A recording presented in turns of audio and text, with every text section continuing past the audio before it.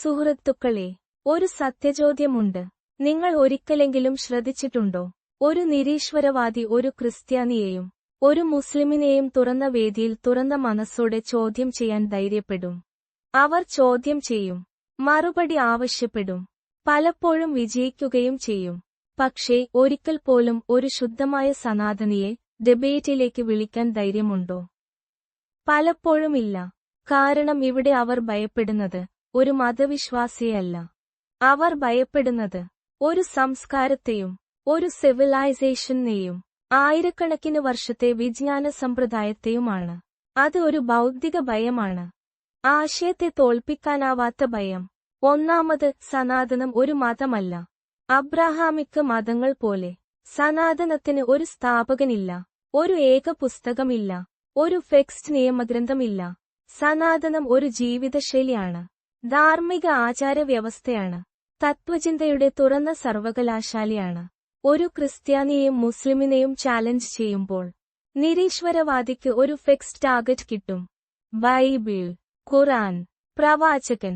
പക്ഷേ സനാതനത്തിൽ ഒരു view point target ചെയ്യാൻ ശ്രമിച്ചാൽ അടുത്ത തന്നെ മറ്റൊരു സ്കൂൾ ഓഫ് തോട്ട് അത് അക്കോമഡേറ്റ് ചെയ്യും.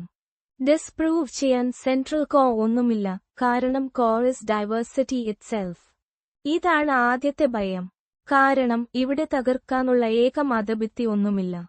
രണ്ടാമത്, ദൈവമില്ലെങ്കിലും നിങ്ങൾ സനാതനയുടെ ഭാഗമാകാം. നിരീശ്വരവാദിയുടെ ഏറ്റവും വലിയ ആർഗ്യുമെന്റ് ദൈവമില്ല. അബ്രാഹാമിക് മതങ്ങൾ കേട്ടാൽ അവർ പറയും നിങ്ങൾ മതത്തിനകത്ത് ഇല്ല. പക്ഷേ സനാതനത്തിൽ ചാർവാകവാദം പോലുള്ള പ്യോ അഥീസ്റ്റ് സ്കൂൾസ് പോലും സനാതന ധർമ്മത്തിന്റെ ലെജിറ്റിമേറ്റ് അംഗങ്ങളാണ്. അതായത് നിരീശ്വരവാദിയുടെ വാദം സനാതനത്തിന്റെ വീട്ടിൽ തന്നെ ഇതിനകം ഇരിക്കുന്നു. ഒരു നിരീശ്വരവാദി ആശ്ചര്യപ്പെടും, ഞാൻ ഫൈറ്റ് ചെയ്യാൻ വന്ന ആർഗ്യുമെന്റ് ഇവർ മുമ്പേ തന്നെ അംഗീകരിച്ചോ? മൂന്നാമത്, debate proof flexibility. Abrahamic faiths rigid ആണ്. ചേഞ്ച് ചെയ്യാൻ സേക്രഡ് ലോ പെർമിഷൻ വേണം.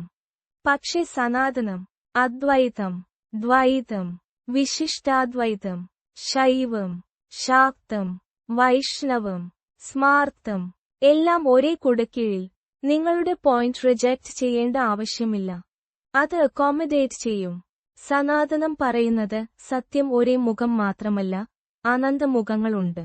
അതുകൊണ്ട് ഡിബേറ്റ് കിൽ ചെയ്യാൻ ശ്രമിച്ചാലും അത് അബ്സോർബ് ചെയ്യും. നിരീശ്വരവാദിക്ക് തോന്നും ഇവിടെ ജയിക്കാനാവില്ല, കാരണം ഇവർ വഴങ്ങിക്കൊണ്ടാണ് ജയിക്കുന്നത്. നാലാമത്, ശാസ്ത്രവും തത്വശാസ്ത്രവും കൈകോർത്ത്. ഒരു നിരീശ്വരവാദി മതത്തോട് ചാലഞ്ച് ചെയ്യുമ്പോൾ പ്രധാന ആർഗ്യുമെന്റ് റിലിജൻ ഇസ് അൺസയന്റിഫിക്. പക്ഷേ സനാതനത്തിൽ അനന്തകോടി ബ്രഹ്മാണ്ഡങ്ങളുടെ കോസ്മോളജി, ബിഗ് ബാങ്ങിനെ ഓർമ്മിപ്പിക്കുന്ന സൃഷ്ടിവിവരണം, ക്വാണ്ടം ഒബ്സർവർ എഫക്റ്റിനെ ഓർമ്മിപ്പിക്കുന്ന ദൃഷ്ടി-സൃഷ്ടിവാദം, മെഡിറ്റേഷനിന്റെ ന്യൂറോസയൻസ് ബെനഫിറ്റ്സ് എല്ലാം നൂറ്റാണ്ടുകൾ മുമ്പേ ഉണ്ടായിട്ടുണ്ട്. അതുകൊണ്ട് സയൻസിനെ വെച്ച് ചാലഞ്ച് ചെയ്യാൻ വന്നാൽ പലപ്പോഴും സന്റനിയുടെ സൈഡിൽ തന്നെ കൂടുതൽ ഡെപ്ത് കാണും.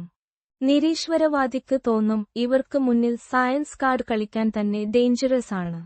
അഞ്ചാമത്, ലിവ്ഡ് എക്സ്പീരിയൻസിന്റെ ശക്തി ലോജിക്കിൽ ജയിക്കാം.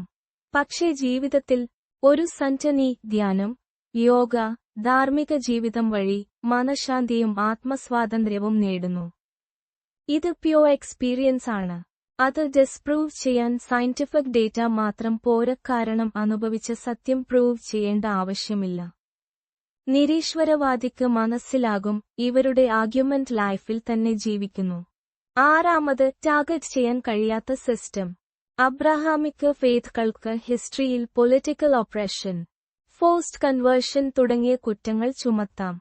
പക്ഷേ സനാതനത്തിന് സെൻട്രലൈസ്ഡ് ആർമിയില്ല, സിംഗിൾ പൊളിറ്റിക്കൽ ഹെഡ് ഇല്ല, ഫോഴ്സ്ഡ് കൺവേർഷൻ സിസ്റ്റം ഇല്ല. അതിനെ അറ്റാക്ക് ചെയ്യുന്നത് ഒരു സിവിലൈസേഷനിന്റെ കളക്റ്റീവ് വിസ്ഡമിനെ അറ്റാക്ക് ചെയ്യുന്നതുപോലെ തോന്നും. അത് പൊളിറ്റിക്കലി അൺസേഫ്, മോറലി അൺസേഫ്.